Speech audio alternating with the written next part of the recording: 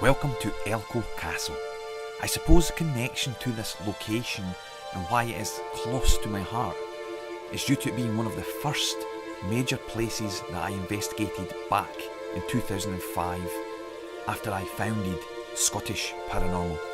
There are no paranormal accounts available in the public domain in connection to this castle.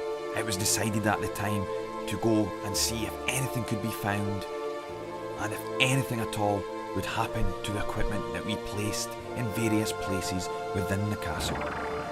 The only great thing of note at the time was a scratch that I got on my forearm. However, we would say that possibility could be clothing, and thus we have to put it down as a natural occurrence at this time. Nevertheless, this is a fantastic location. You certainly feel a change in atmosphere from one area to another. In particular, I would say the lower parts of the castle and the long corridor area is particularly cold, and there is a sense of someone watching you. Please do